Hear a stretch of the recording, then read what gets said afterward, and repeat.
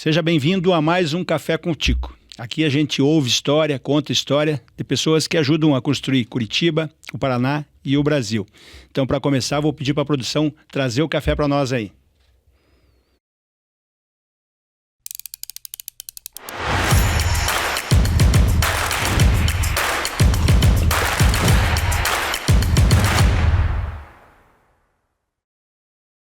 Nosso convidado é uma pessoa especial que tem trabalhado muito para ajudar a mudar a vida dos paranaenses. Ele tem trabalhado em muitas cidades ao mesmo tempo e tem defendido o nosso Paraná.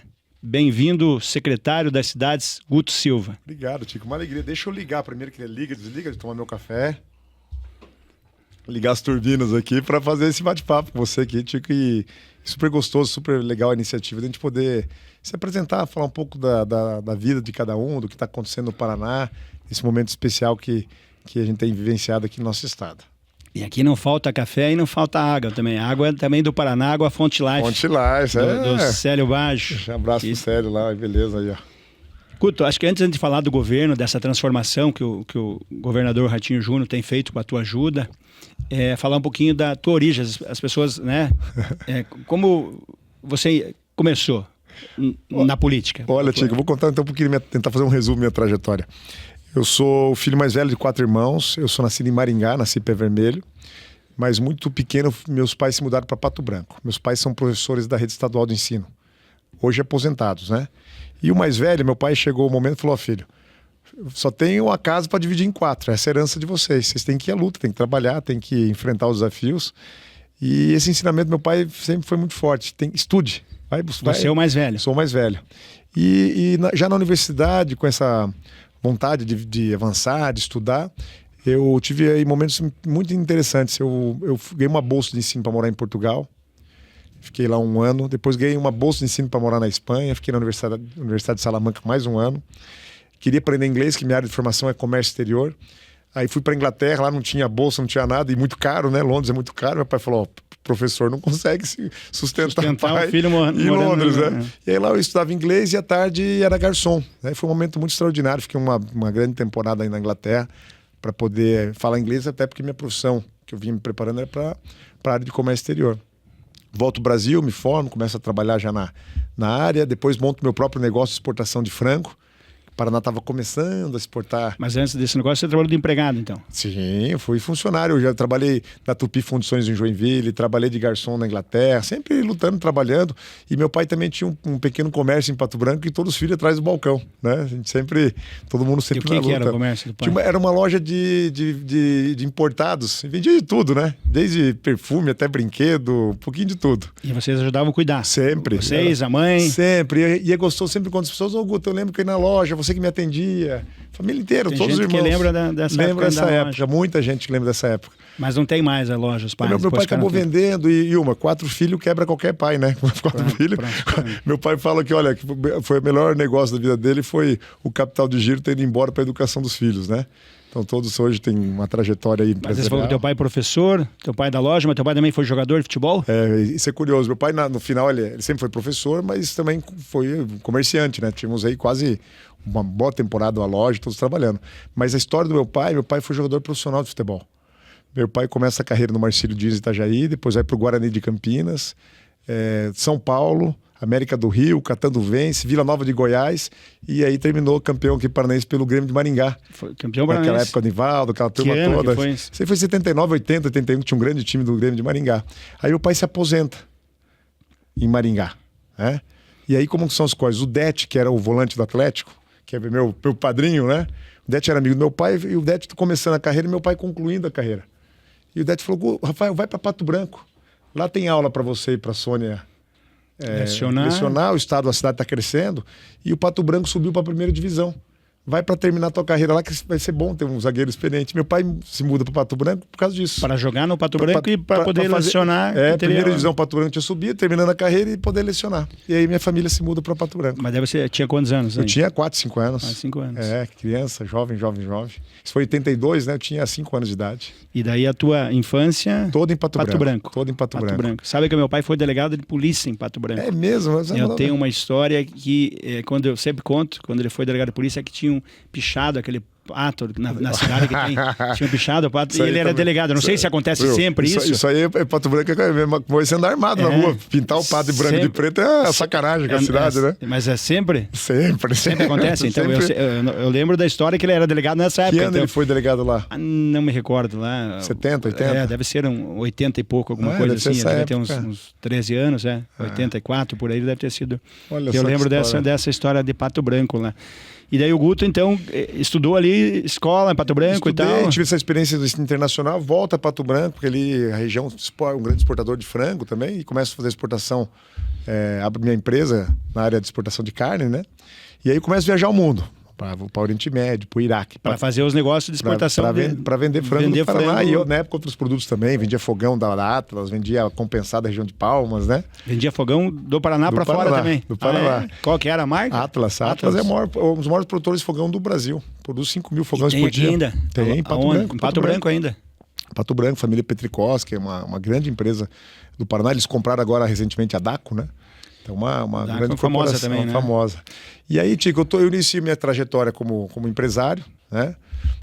Depois de ter essa experiência internacional, e me deu a oportunidade, foi muito rica, de poder conhecer o mundo, né? Eu ia muito para a África, América Central, Ásia, né? Sempre com foco na área... E você sempre dominando o inglês, isso? Falava inglês, falava espanhol, no jovem. Ajudava bastante nessas viagens também. Ajudava muito. Você tinha aí quantos anos, mais ou menos? Eu estava com 22, 23 anos de idade. E já né? correndo o mundo, experiência. Correndo o mundo. Então, conhecendo outras cidades também. Exatamente. Do mundo. E acredito que tem muita bagagem, né? Novo, trabalhando, como todo mundo, na luta, querendo vencer, querendo trabalhar. Aí já me caso com a Karina, que sempre foi Com quantos anos você tinha quando casaram com a Karina? Eu casei com 27. 27 anos. Pra época era velho, hoje em dia é um piá, né? E você tá com quantos agora? Eu tô com 48. 48. Então vocês estão a... Não, errei a conta, que a Karina vai me matar, Tico. Deixa eu fazer a conta, eu casei com 28. 28, 20 anos juntos, então. 20 anos juntos, vai fazer 20 anos agora, boda. Nem sei do que é bodas aí, mas 20 anos. De 20 anos, bodas... Que a Karina me aguenta. Que estão juntos aqui. E teus filhos, você já que falou da Karina, os teus filhos, vocês tiveram um tempo depois que já estavam juntos, e aí, então. E aí como são as coisas, Tico?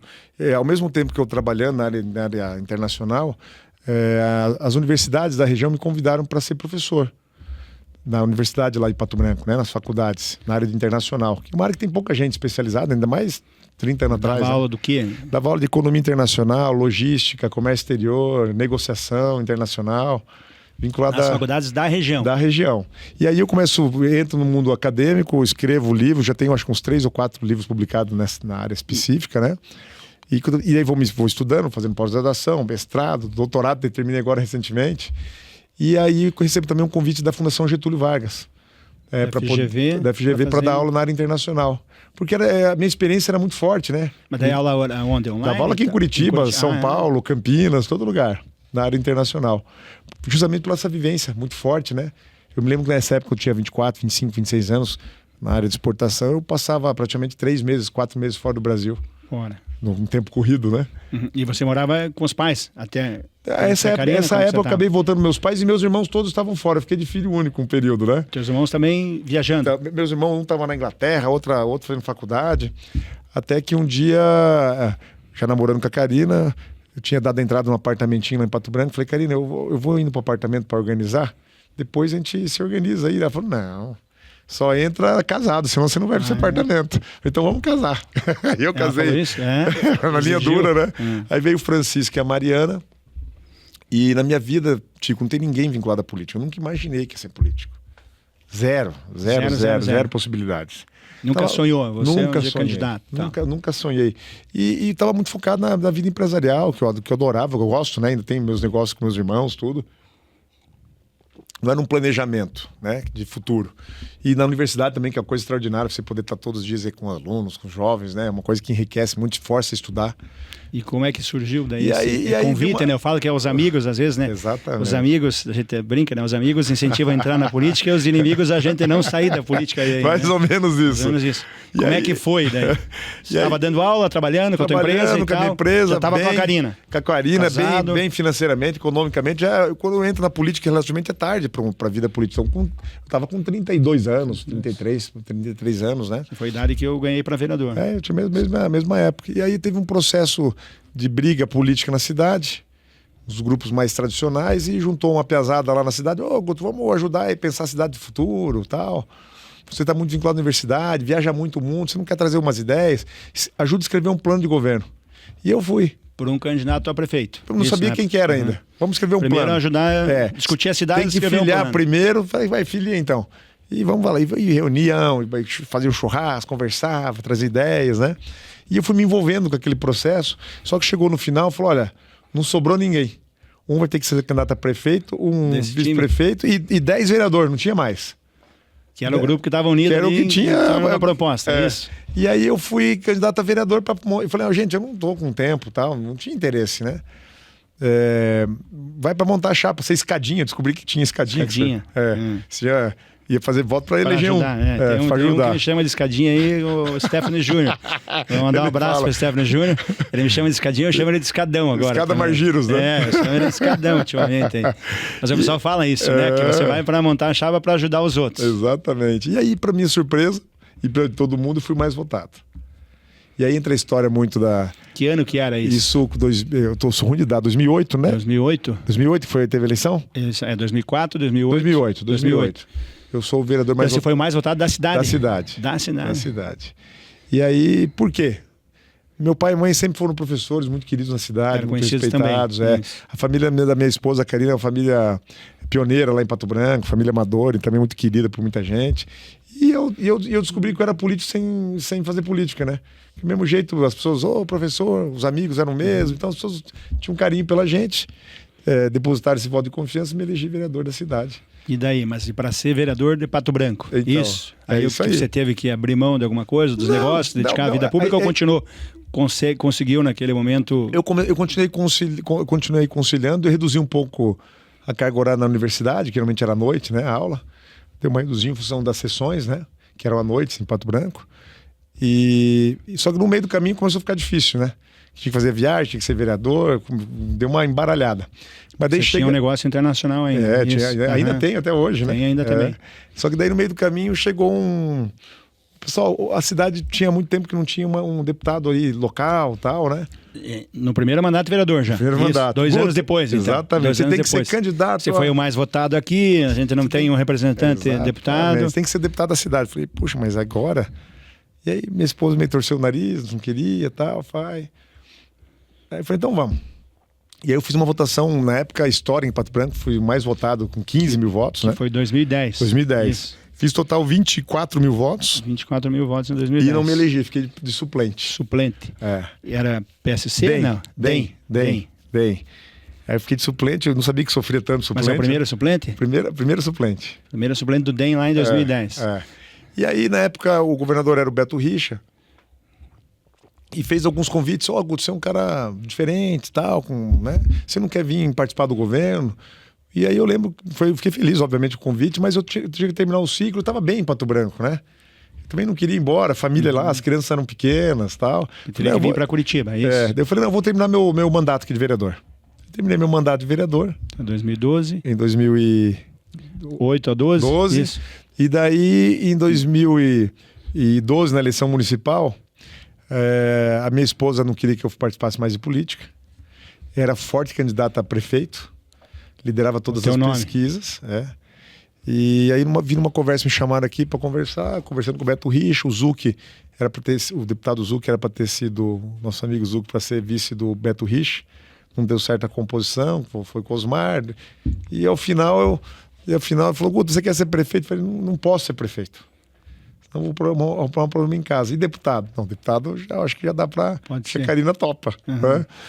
Até por questões locais lá, né? Aquela familiar italianada, dá umas brigas ruins lá, né? Falei, que a cidade... a cidade vive, né? Interior tem muito disso. Tem muito disso. Um sobrenome de um lado, do outro. Exatamente. E aí o Beto Richa me convida para o cargo de subchefe da Casa Civil. Que é nesse 2014. 2014. Isso? Eu termino meu mandato de vereador e venho a Curitiba para ser subchefe da Casa Civil. Mas até então, o Guto, antes de ser vereador, não tinha esse conhecimento político. Nada. Não tinha relação política, nada. Aprendi. Foi os amigos que falaram para sair vereador, o mais votado. É isso aí. Aí começou a ter destaque isso pelo quem é o Guto lá. O pessoal começou meio querer saber quem que é esse Guto Silva lá de Pato Branco. Deputado, eu me elegi, acho que foi bom, porque não tinha conhecimento do Estado, assim, né? Daí você foi subchefe da Casa Civil. E daí quando eu cheguei aqui em Curitiba, me colocaram numa mesa bonita no Palácio Iguaçu. E o que faz o subchefe da Casa Civil? Então esse cargo até na época, o subchefe faz a coordenação política, né? Ele que se relaciona com os prefeitos. Que o chefe da Casa Civil é o secretário de governo que tem no município, que hoje macro. é o do Eduardo Pimentel, o Marcelo Faquinel. Isso, exatamente. Que é o chefe da Casa Civil, que é o Ortega. Exatamente. Hoje. Faz a coordenação de macro, de política o chefe ele faz de todo o governo. Isso. Exatamente. E o subchefe cuida especialmente da relação dos prefeitos, dos vereadores, dos pedidos, dos deputados, do atendimento. E aí, naturalmente... E aí você conheceu muita gente também. Muita gente, né? Por ter essa posição ali. Estar no Palácio Iguaçu é uma posição de destaque e te dá uma envergadura. E aí a próxima eleição me elejo com 45 mil votos pelo PSC. E daí foi 2014. 2014, que exatamente. Era o partido daí... Do Ratinho. Do Ratinho, que ele foi candidato... Você foi a estadual. Foi estadual e o Ratinho também, né? Ah, ele também foi estadual? Foi estadual. Daí você fez quantos votos? Eu fiz 45 mil votos. 45 mil votos. Não, perdão. Nessa primeira ele não foi candidato a deputado estadual. Fomos uma chapa que elegemos 12 deputados. Era o Paranhos, foi mais votado, eu fui o segundo mais votado. Mas daí ele foi a federal, nessa 2014. Ele foi... Que memória ruim aqui. Ele foi estadual e permaneceu na secretaria das cidades. Né? Mas foi candidato estadual. Foi candidato estadual, fez uma boa votação e tal. Exatamente. Pra chapa. Ele foi eleito 12 do PSC? 12. Foi uma grande bancada. Do PSC ou era coligação daquela época? Do PSC. Me lembro que foi o Ratinho mais votado, depois o Paranhos, que foi prefeito de Cascavel, né? Sim. Depois veio eu, o Márcio Nunes, e aí foi uma turma toda. E você fez o dobro do que você tinha feito, já dobrou a eleição que você tinha feito naquele ali. E daí assumiu o deputado. Aí assumi como deputado e tive uma experiência, ter um mandato que foi realmente muito enriquecedor e te dá uma condição de olhar o Paraná, de conhecer, e foi bem interessante. E a minha passagem na Casa Civil também deu uma bagagem rápida para quando eu cheguei como deputado, já conhecia o funcionamento. Como que funciona. A máquina, né? Então, eu acho como é que você consegue ajudar as outras cidades, como é que você consegue ajudar os prefeitos. Eu tive um super entendimento. Sim, foi muito bom para poder... Porque tem que entregar resultado ao deputado também, né? Que o deputado, teoricamente, está mais próximo dos prefeitos, vice-prefeitos e dos vereadores, né? Que é um atendimento direto. O vereador é perto da população e o deputado... Das cidades. Então, essa tua experiência como subchefe da Casa Civil fez muita diferença. Diferença no teu mandato como mandato. Porque eu digo deputado. sempre, um deputado, primeiro mandato, ele chega em Curitiba, até ele entender a máquina, já foi 2 anos. Então, e você conseguiu, como deputado, apresentar projeto de lei também? Assim, você lembra de algum projeto que você... Olha, eu vou te contar uma história que pouca gente sabe. Então, pouca gente não, a gente acaba esquecendo de contar. Eu cheguei lá, minha área sempre foi vinculada à área empresarial, né? Fui empresário, e vi que tinha muita lei. Lei. E que o processo legislativo no Brasil faz uma análise de desempenho do vereador, ou do deputado, do congressista, pelo volume de leis. O volume de projetos que apresentam. Olha, fiz tantos projetos de lei como se fosse bom. Eu falei, como se todos eles fossem positivos, importantes e que precisam ser aprovados. Exatamente. Né? E aí eu tive uma ideia, falei, olha, acho que precisa uma bandeira, né? A agricultura tem pessoas muito vinculadas à indústria, mas o comércio, o varejo, tem pouca gente que faz uma defesa. E 70% dos empregos formais do Paraná é comércio e serviço. É a pastelaria que emprega comércio local, pequeno comércio. Sim. Pequeno comércio. Eu falei, vou fazer e é o que mais segura o empregado, né? No momento da crise, comércio né? e serviço que o grande geralmente tem algum problema, já corta, né? Exato. O pequeno que sobrevive, né? Ele faz esforço, às vezes ele não paga nem imposto para manter o emprego daquele colaborador, daquela pessoa que está com ele ali, né? Aí eu vi um projeto em Santa Catarina que foi uma bancada do comércio. E eu fui bater na porta da Ficomércio. Tinha lá o seu Darcy Piano. Falei, Darcy, ele já me conhecia, né? Eu estou pensando em montar aqui um projeto para defender o comércio, os pequenos comerciantes que tem a ver com a Ficomércio. Ele, boa ideia, guri. Né? Como é que nós vamos fazer? Vamos fazer uma coisa diferente. Eu vou fazer uma bancada, uma frente parlamentar em defesa do comércio e do serviço. O que é que nós vamos fazer? Eu ficaria na CCJ, porque o processo legislativo ele tem um filtro na CCJ. Que é a comissão mais importante dos parlamentos. Né? O que passa ali tramita, o que não passa nem tramita. Toda vez que chegar um projeto que possa impactar no dia a dia de qualquer comerciante, nós vamos interromper e vamos consultar vocês. Já vamos chamar para conversar, para entender. Olha, precisamos pôr... Foi tua sugestão. Né? Vamos, ele adorou. Na hora ele falou, vamos trabalhar. Então, todo projeto que tem um impacto na vida do comerciante, peço vistas. Manda para a FEComércio avaliar. Daí a FEComércio falou, não, isso aqui não tem lógica, isso aqui vai me trazer prejuízo. E aí eu defendi, nós vamos votar contra o comércio, uma lei do deputado A ou B ou C, não faz sentido, vamos interromper aqui. Então o processo meu foi de higienizar o processo legislativo, é tirar a lei, limpar a lei, não deixar brotar a lei que vai levar obrigação, vai levar custo pro empregador que emprega 1, 2, que é difícil. Né? Sim, e nem criar aquela expectativa também, porque às vezes passa o projeto na CCJ, daí o vereador, o deputado acha que vai aprovar essa lei, que fica conversando com os presidentes da Assembleia ou da Câmara para colocar o projeto em votação. E às vezes não fica a pressão, cria uma expectativa no público que está esperando e não tem o resultado que é esperado. Então, gera um papel ali na CCJ. Então, foi uma das primeiras comissões que você participou na CCJ. Eu criei essa frente parlamentar do comércio. E aí, Tico, era uma coisa assim, às vezes um parlamentar, teu colega fala, Guto Bravo, não, pera, vamos fazer o seguinte, chama a FEComércio e escuta eles. Você escutou o setor? Então vamos ouvir eles. A hora que o cara e nesse momento o Darcy Piana não era só da FEComércio. Presidente da FEComércio. Não era o vice ainda. Presidente da FEComércio. Eu vou contar a história do vice. Mandato. Vou contar a história do vice.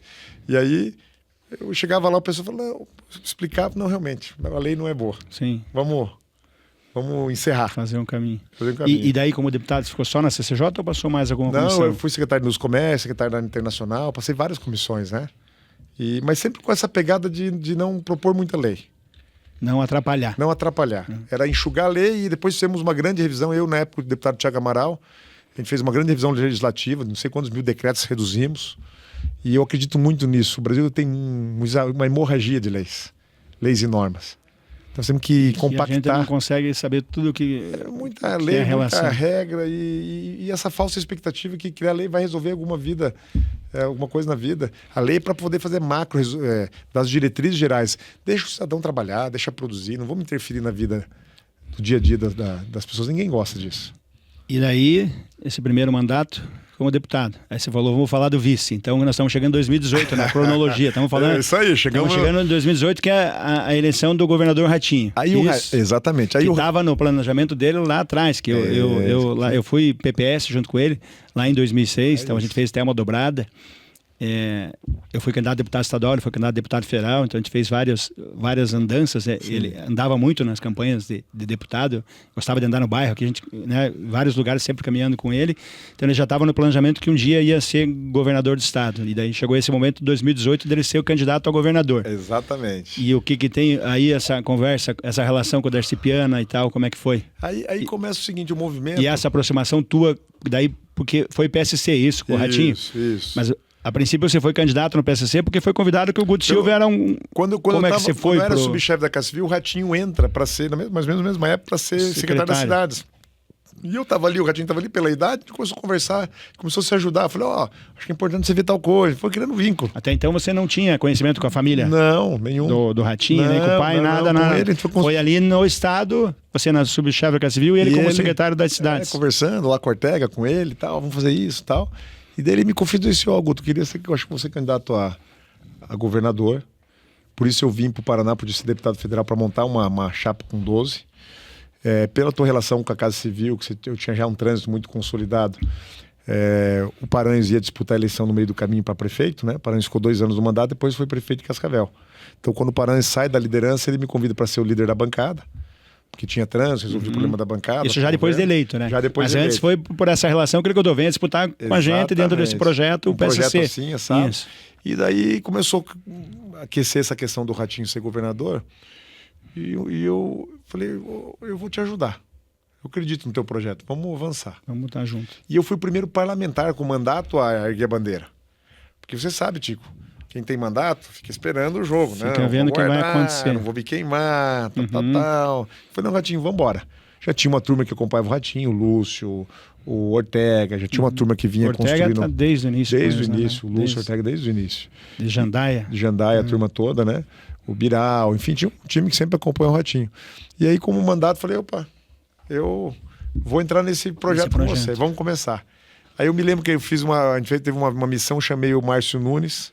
Márcio, O Márcio também desde o início. Vamos acompanhar o Ratinho, mas eu não conheço bem ele. Falei, vamos, você vai adorar. Já foi alinhando. Entrou o Marcel Miqueleta, na época era presidente da MP. Hoje, depois foi deputado e voltou para a MP agora, né? Rapaz, o Galo, ele fala, o Galo é bom, hein? Eu falei, vamos que vai. Interior, né? O Galo é bom, fala no interior. O Galo é bom, o Galo é bom. Vamos embora. E começamos a fazer essa caminhada, essa construção, com os deputados da bancada, com as dificuldades que nós tínhamos, né? E fomos em frente. Até que chega o momento da eleição e tinha muita dúvida sobre o Ratinho. Mas o Ratinho, o pai, porque ele tinha perdido a eleição aqui em Curitiba para prefeito, né? Era um produto que as pessoas tinham, às vezes, uma certa desconfiança. Mas a gente estava muito confiante. E aí ele fala a eleição de prefeito, eu faço até uma comparação na questão das ideias, né?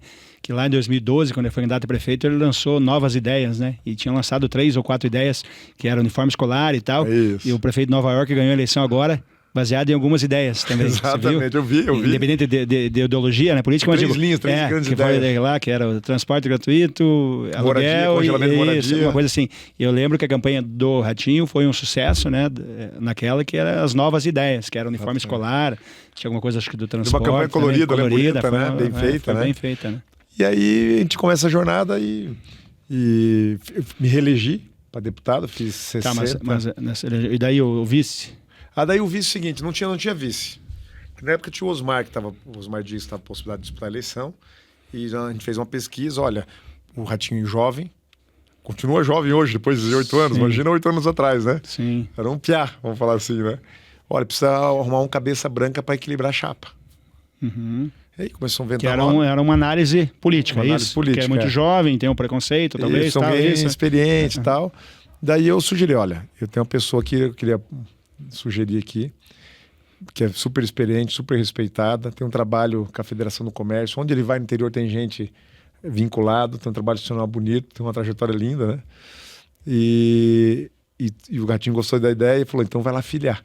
Aí foi eu e o Eduardo Ciar. Fomos filiar o PSD. Fundador do PSD, já estava no PSD. Nós já estávamos no PSD. E eu também eu fui fundador do PSD, porque eu era DEM.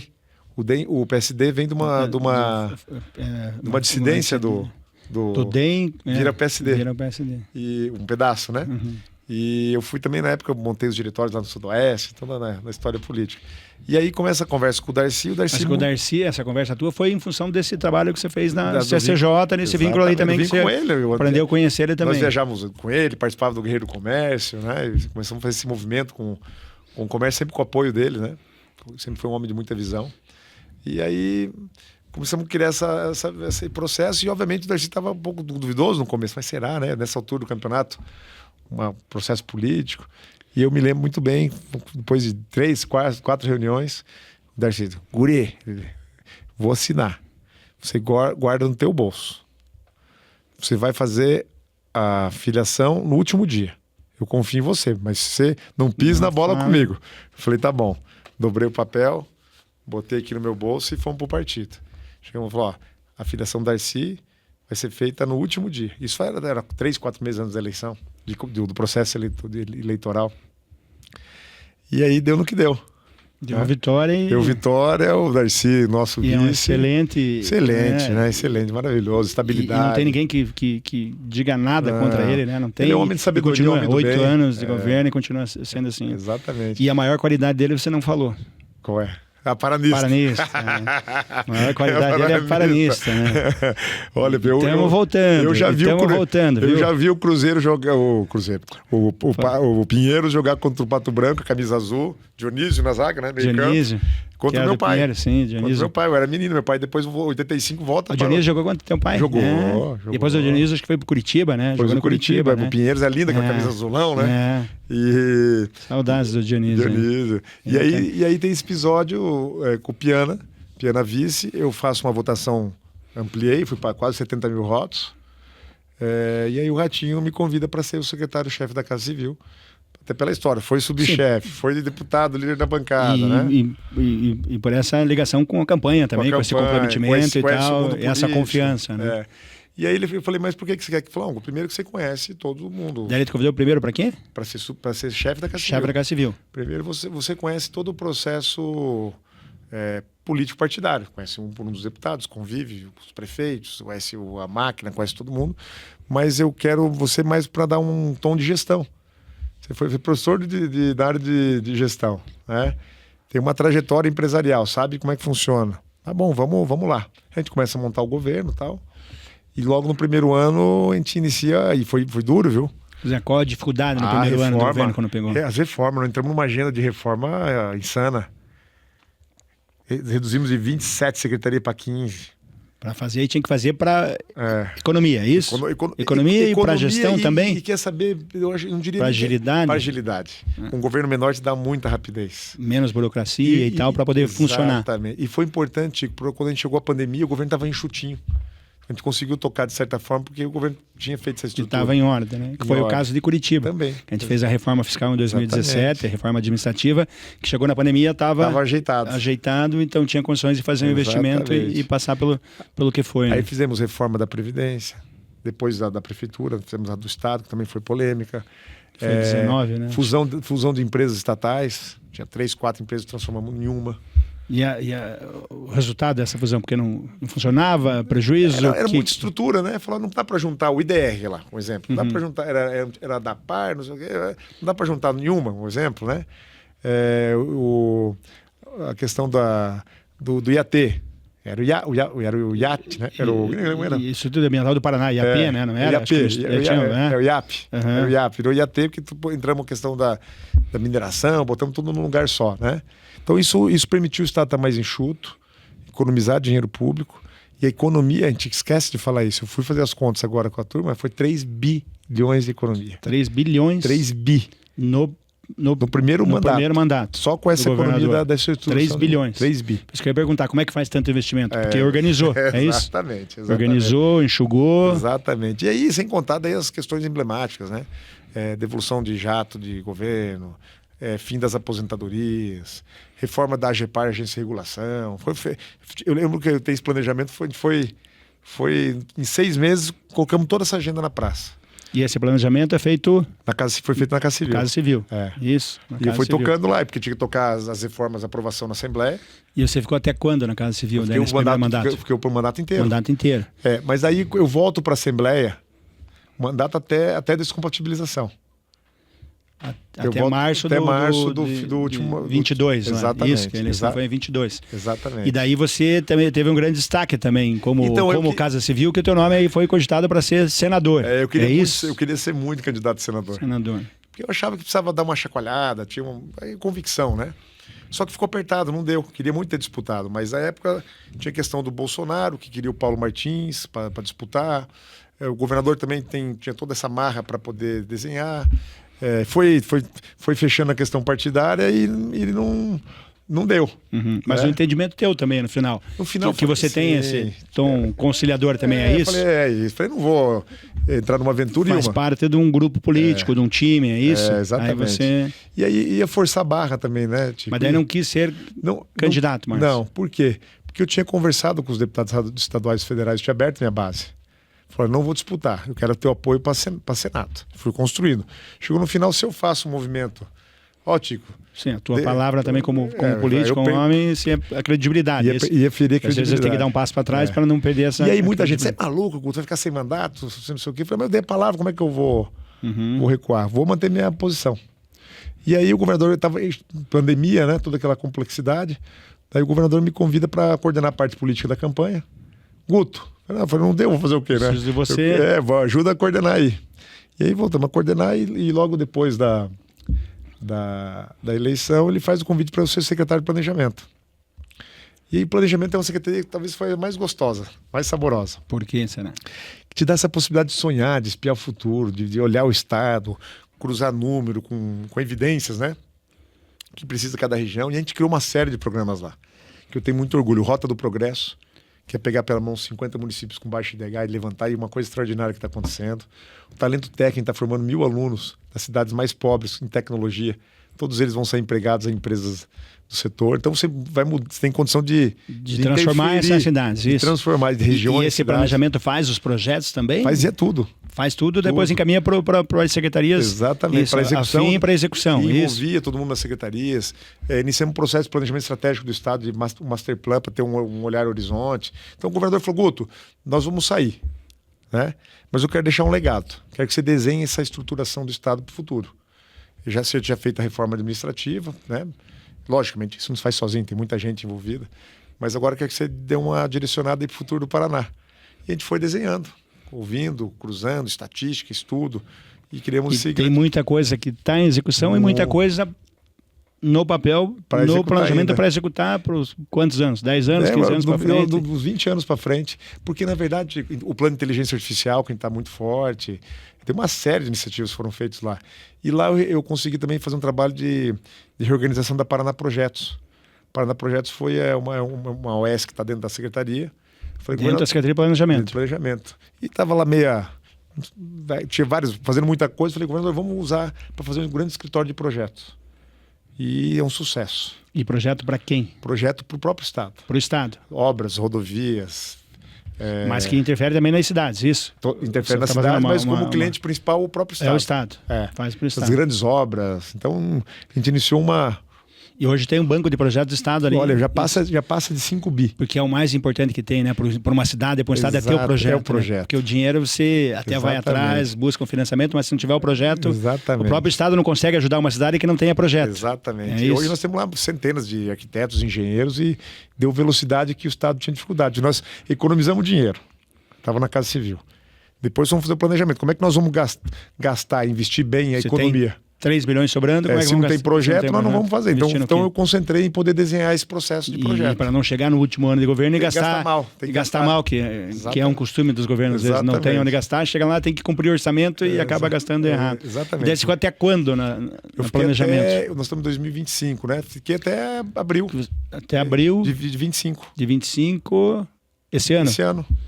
Daí você foi para a Secretaria da Cidade. Secretaria da Cidade, que estava quem? Tava a Camila. A Camila que substituiu o Eduardo. O Eduardo Pimentel. O Eduardo Pimentel, não, né? O Zuc, o Agostinho Zuc. O Zuc que estava lá. O Eduardo Pimentel foi candidato a prefeito, assumiu o Agostinho Zuc, que estava no Tribunal de Contas, depois a Camila e daí você foi para lá. Fui para lá. E qual que é o maior desafio na Secretaria das Cidades? Fica essa boa pergunta. É velocidade, né? Que olha como o governador brinca. O Guto jogou de zagueiro, meio-campo e atacante. Né? Que Casa Civil é zaga central, né? Ali, é só canelada, tem que negociar, tem que conversar, pôr agenda, defender, brigar, não é fácil. A vida do Ortega lá, eu falo sempre pro Ortega, o Ortega eu reconheço muito que não é fácil, Casa Civil sempre é muito sensível, né? Depois eu tive à frente da Secretaria de Planejamento, que é meio campo, né? Você organiza projeto, distribui, prepara tal.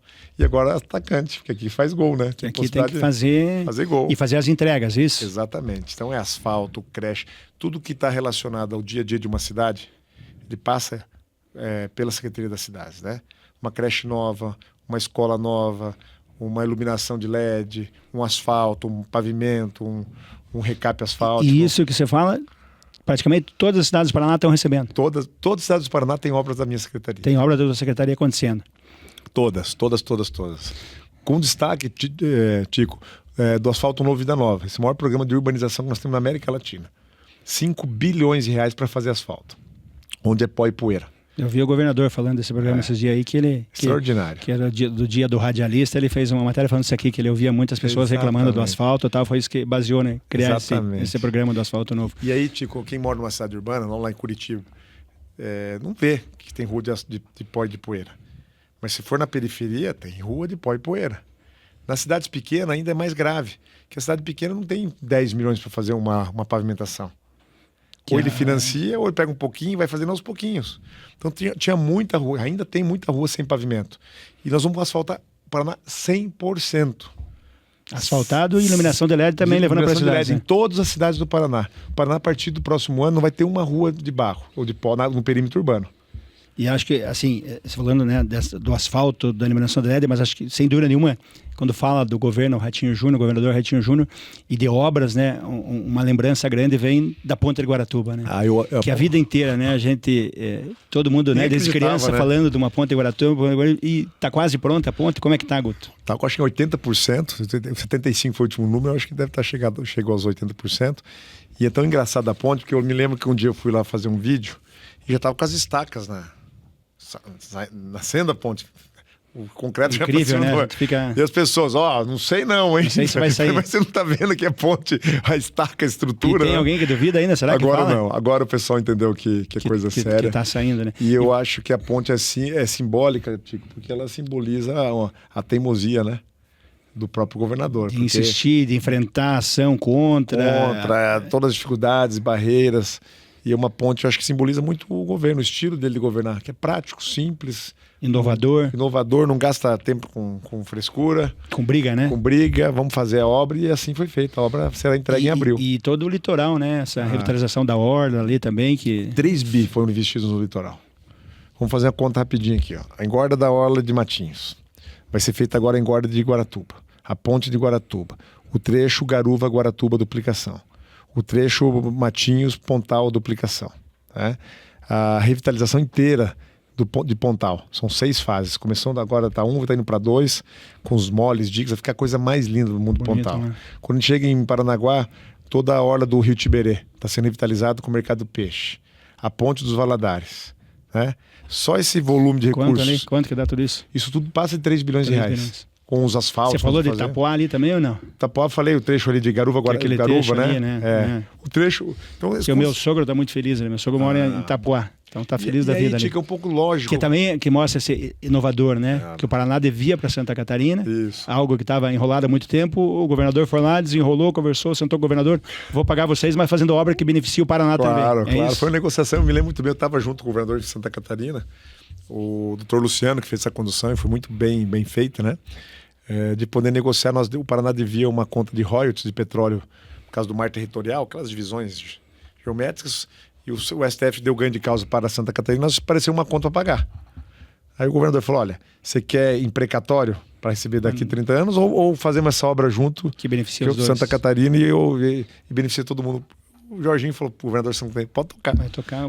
Parabéns pro governador de Santa Catarina também de escolher que beneficia o povo ali também, Garuva e tudo mais, e essa ligação é importante, né, que tem o porto ali também de Itapuá, acho que é bem coletivo, né?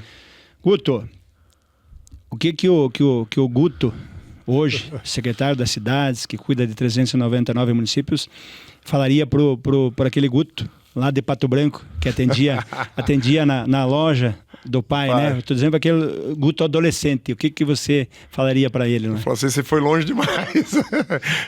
Eu nunca imaginei, Tico, em ter uma trajetória política, né? Dessa forma. Para mim é surpreendente tudo, eu me surpreendo todo dia. Eu falei, nunca imaginei estar aqui podendo ajudar o estado que eu nasci, que me fui criado, que eu amo tanto, ter uma posições de destaque, poder pensar o futuro da cidade.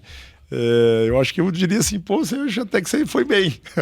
Foi longe demais. Foi longe demais, porque não tinha esse desenho, essa expectativa, né? E aí tem os ensinamentos de pai e mãe, que sempre é forte, né, Tico? Meus pais são professores e minha mãe é uma pessoa muito alegre e tal, feliz, animada, e a minha mãe sempre fala, olha, ninguém maior que você. Vai à luta, vai pra frente, vai com garra e tal. E meu pai já mais filósofo, meu pai mais ponderado, falou, você não é maior que ninguém. Seja humilde, ouça as pessoas, olhe para as pessoas que precisam. E eles estão morando aonde, os dois? Agora estão aposentados, estão em Camboriú, não querem mais sair trabalhar. E aproveitando então, dê um recado para os dois aqui, que você fala para eles aí. Olha, é aquela coisa de, assim, digo, pai e mãe, nós estamos numa geração que a gente está cuidando do filho, cuidando do pai e mãe, né? A população está envelhecendo, mudou a realidade. Meus pais estão com 75 anos, a minha mãe com 72, estão jovens ainda.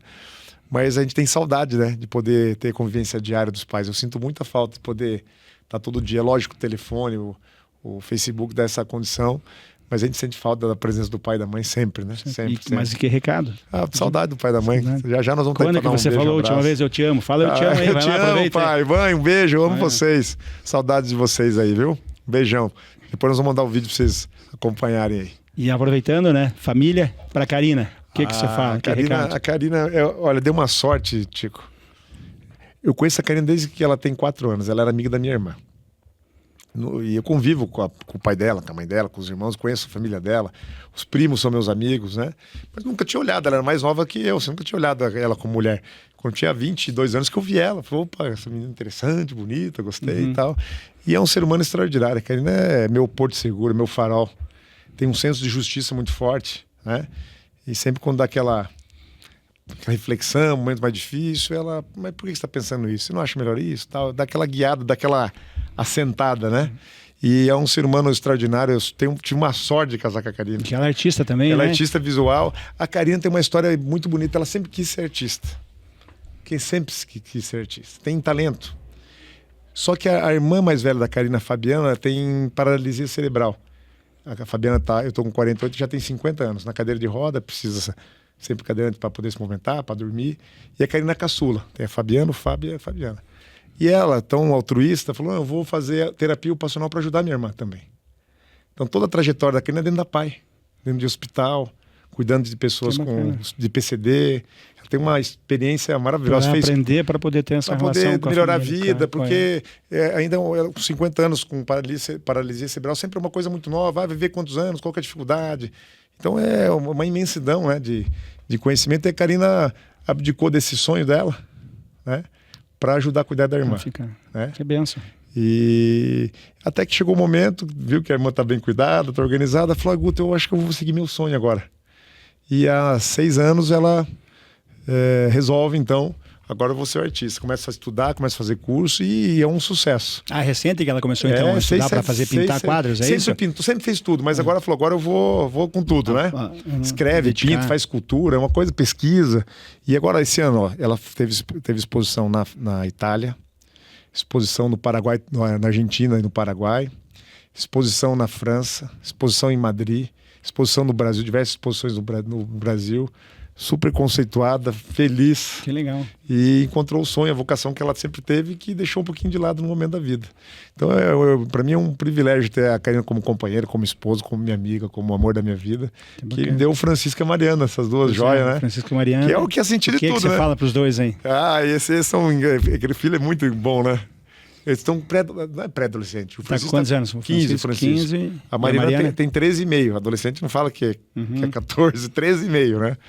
E eu tenho 2 filhos também maravilhosos, bem educados, gentis. Eu acho que o valor é importante, você colocar esse sentimento. E não adianta eu falar se não dá exemplo. Eu posso falar o que quiser como pai. Se o meu exemplo não condiz com essa realidade, o exemplo carrega, arrasta. Sim. E o exemplo é isso, de poder respeitar as pessoas. Independentemente se é rico, se é pobre, se é branco, se é preto, se é evangélico, se é católico, tem que ser respeitado o ser humano. E eu vejo isso todos os dias nos meus filhos, me enche de orgulho. A coisa que mais me orgulha é isso. Respeitar as pessoas, de ser correto, de ter uma vida digna, de ser certo, de falar a verdade, né? Então, a gente vai olhando e a gente fala assim, eu falo pra mim, eu acho que deu certo, hein? Caprichamos, né? No caminho. Nos comportamentos no dia a dia na escola, o que você fez? O que você falou? Ah, não gostei disso. Mas é a família, que você falou do teu pai, da tua mãe, você tem que passar para eles. Né? Exatamente. Que tá carregado no coração, né, Tico? Então eu também vivo uma vida plena, feliz e obviamente você sabe bem, né, Tico? A gente viaja muito, anda muito. Sim. Se não tiver estruturação Porto Seguro, a família organizada, fica difícil fazer política. Fica difícil também. Fica difícil cuidar do outro. Você dedica, né? Você dedica a tua vida aos outros e daí como é que você hoje vai... é sexta-feira, né, Se você Tico? não tá bem... Nós estamos gravando na sexta-feira. Amanhã, vou contar amanhã. Amanhã eu saio cedinho, vou Foz do Iguaçu. Tem um evento lá na Igreja Quadrangular. À tarde tem uma fiscalização de obra com o prefeito lá, o General Silvio Luna. À noite tem um evento da comunidade ucraniana lá de Guarapuava, dormir em Guarapuava. Domingo eu vou na missa de Prudentópolis, que é a festividade da comunidade ucraniana de Prudentópolis, que é super famoso. Depois almoço Teixeira Soares. Vou chegar aqui à tardezinha para a noite. Na segunda eu vou a Pato Branco. Tem Assembleia Itinerante lá, terça edição de recursos, vou chegar aqui terça-noite. Quarta-feira eu vou Londrina, Maringá, durmo Maringá. Quinta-feira eu volto. E assim é sempre, tá andando, tá conversando, tá levando. Se não tiver um mínimo de organização estrutura familiar, espiritual e estrutura familiar em casa, né? Que se você chegar em casa e tiver uma confusão, como é que... Não toca, né? E você dá bem na memória que já sabe a agenda antecipada. Então eu vou vendo a agenda no dia a dia. Guto, estamos chegando no final do Café com Tico. Obrigado, eu queria, Chico. assim, uma palavra você responder. Eu vou falar a palavra, você me responde uma palavra, um ping-pong, pra gente ver o que a gente consegue fazer. É difícil esse negócio de ping-pong. É difícil, né? É difícil, eu sei. Quando eu vou no ping-pong, eu me bato, mas por isso que eu gosto de perguntar. É porque pega rápido, pra pegar rápido, né? Curitiba. O orgulho do Brasil. Foi duas, mas vamos... Então vai, vamos orgulho. Uma palavra só, né? Paraná. Oportunidade. Pato Branco. Raiz. Seus pais. Porto. Família. Amor. Karina. Farol. Eduardo Pimentel. Força. Ratinho Júnior. Sábio. Eleições. Futuro. Tá bom. Tá indo, foi bem. Foi melhor que eu. Tive que exercitar, que não foi fácil não, Tico. Foi melhor que eu. Guto, você acredita que a política pode transformar a vida das pessoas?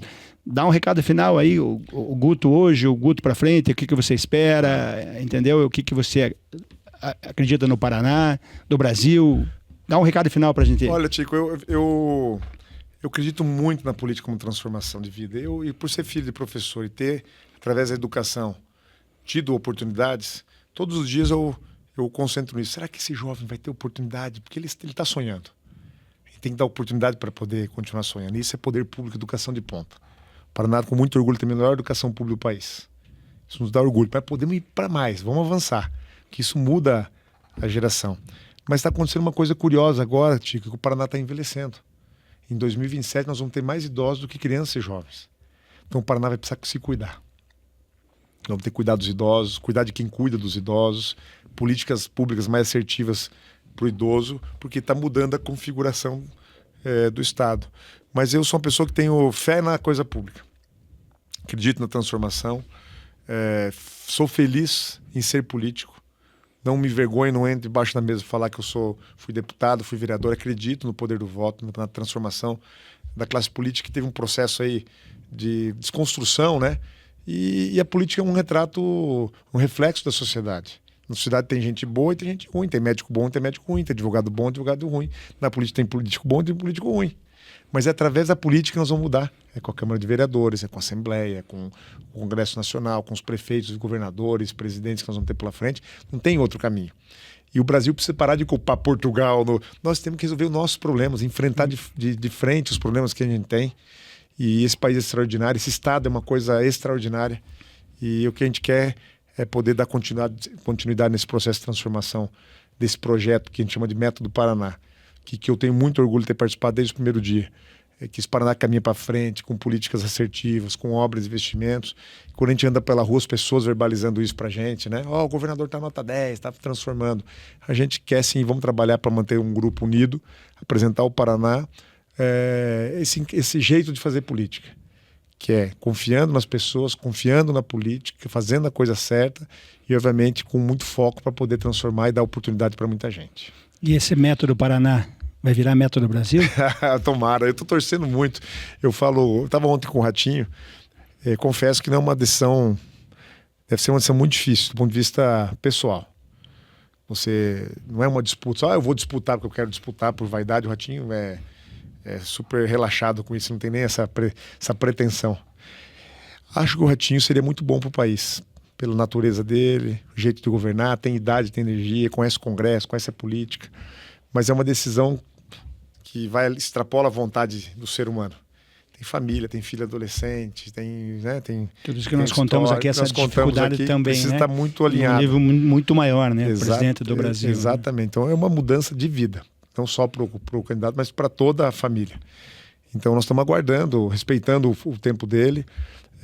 E o que a gente quer é isso, é poder fazer a coisa, tem que estar bem alinhado espiritualmente. Eu todos os dias, as pessoas perguntam, Guto, e o teu futuro, que você vai fazer isso? Eu falo, ainda não sei, estamos em processo de construção. Mas eu peço a Deus todos os dias para dar sabedoria, que nos guie, que possa guiar. O único pedido, o resto eu só agradeço. Sabedoria, né? Mas sabedoria eu peço. Melhor, né? Mas sabedoria eu peço, não tem nenhum problema, porque eu não sou pedinte para Deus, né? Sou econômico, né? Agradeço, tudo já está tudo muito bom, quer fazer o bem, mas sabedoria é importante para a gente poder ter um caminho para frente, poder ser justo, poder fazer a coisa certa. Bacana, Guto. E para te seguir nas redes sociais, como é que o pessoal faz aí? Guto Silva, joga Guto lá, Silva, tem Instagram, tá lá. LinkedIn, Facebook, Twitter. Pode Tweets. questionar, pode falar, pode dar ideia também lá, né? Super. Isso aqui. Só não manda crítica construtiva. Construtiva? Não, eu falo assim, Tem ó, manda sugestão. Sugestão, crítica é crítica. Crítica é crítica. Tudo bem, Sim. faz parte, eu não tenho problema com a crítica. Sim, mas se for fazer uma crítica construtiva, muda. Posso Manda dar uma sugestão? boa. Se a gente vai ouvir, vai processar Boa. e a gente vai aperfeiçoar para Boa. melhorar. Boa. Por quê? A gente tá tão estridente a política, né? Nós somos seres humanos. Sim. Né?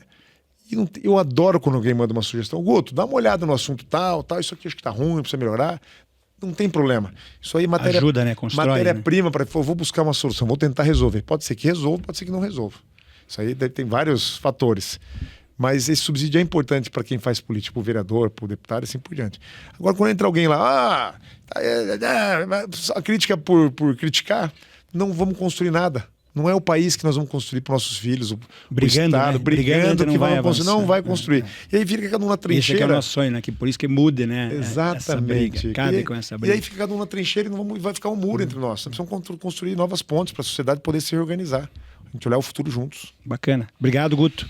Obrigado, Valeu. adorei estar com você aqui. Bom bate-papo. E posso fazer uma confidência aqui, Tico? Sim, claro. Eu convivo com você já eu acredito, Tico, quase 8 a 10 anos. Que a gente se encontra. Né? A gente não tem aquela intimidade, mas encontra no evento, troca uma ideia. Sim. E você sempre foi esse cara. A gente sente que é digno, que é respeitoso, que é comprometido com a causa pública. E sempre quando a gente encontra alguém que tem esse espírito, tem que incentivar sempre a seguir adiante. Vá adiante, Tico. Obrigado. Curitiba, você já tem uma jornada maravilhosa, importante. Eu acho que você tem muitas condições de poder continuar essa ajuda e, quem sabe, aí para voos bem maiores. Estamos juntos nessa caminhada. Igual você, eu peço para Deus sabedoria. Isso aí. Agradeço todo dia as oportunidades, né? De estar vereador, estar presidente da Câmara Municipal de Curitiba, mas, como você, a gente pede sabedoria. E queremos estar juntos nesse Método Brasil. Se Deus quiser, vamos estar juntos aí. Valeu, Método Tico. Brasil. Obrigado. Esse é mais um Café com Tico, a gente conversando com gente que transforma, com gente que sonha, como é o caso aqui do Guto Silva, e com gente que faz acontecer, como é o nosso secretário das cidades. Siga nas redes sociais, acompanhe o próximo episódio do Café com Tico.